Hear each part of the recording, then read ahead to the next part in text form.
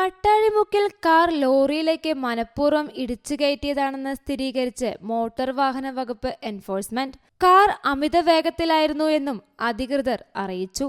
അപകടത്തിൽ മരിച്ച അനുജയും ഹാഷിമും seat belt ധരിച്ചിരുന്നില്ല. ലോറിയിൽ നിയമവിരുദ്ധമായി ഘടിപ്പിച്ച ക്രാഷ് ബാരിയർ അപകടത്തിന്റെ ആഘാതം കൂട്ടി. അമിത വേഗത്തിലെത്തിയ കാർ തെറ്റായ ദിശയിലാണ് ഇടിച്ചു കയറ്റിയത്.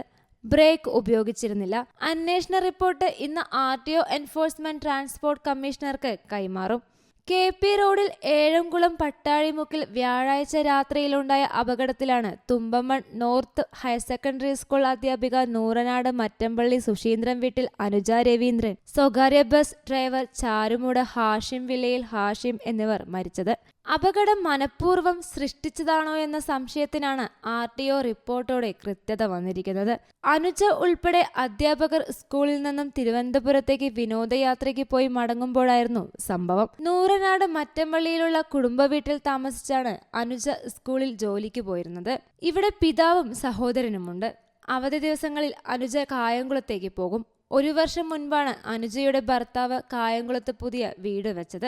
മാർച്ച് 30-നാണ് മറ്റമ്പള്ളിയിൽ നിന്നും കായംകുളത്തേക്ക് താമസം മാറാൻ അനുജ തീരുമാനിച്ചതെന്നാണ് വിവരം. അനുജ കൈവിട്ടു പോകുമെന്ന് കരുതിയാണ് ക്രൂരകൃത്യത്തിലേക്ക് ഹാഷിം നീങ്ങിയതെന്നാണ് സൂചന.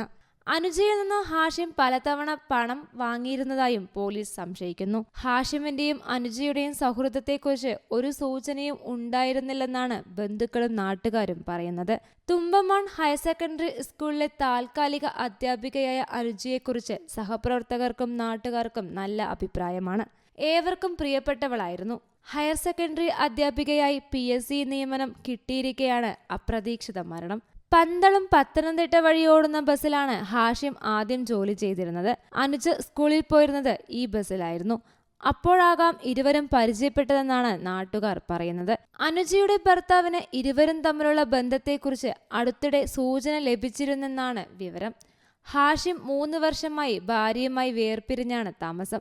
അനുജയുടെ വീട്ടിൽ ഹാഷിമിനെ 2-3 തവണ കണ്ടതായും നാട്ടുകാർ പറയുന്നു. വ്യാഴാഴ്ച രാത്രി 10:15-ന് മിനി ബസ് കുളക്കടയിലെത്തിയപ്പോൾ ഹാഷിം കാർ ബസ്സിനു മുന്നിൽ കയറ്റി നിർത്തി. അനുജയെ വിളിച്ചെങ്കിലും ആദ്യം അവർ ഇറങ്ങിയില്ല. അവർ ഇരുന്ന സീറ്റിന്റെ ഭാഗത്തേക്ക് വന്നപ്പോൾ സഹോദരൻ വിഷ്ണു ആണെന്ന് പറഞ്ഞാണ് അനുജ ഹാഷിമിനൊപ്പം പോയതെന്ന് സഹ അധ്യാപകർ പോലീസിന് മൊഴി നൽകി. അമിത വേഗത്തിൽ തെറ്റായ ദിശയിലൂടെ പോയ കാർ അടൂരിൽ നിന്ന് പത്തനാപുരം ഭാഗത്തേക്ക് പോയ ലോറിയിലേക്ക് ഇടിച്ചു കയറിയ നിലയിലായിരുന്നു. ഇരുവരുടെയും സംസ്കാരം നടത്തി. News desk യൂടോക്ക്.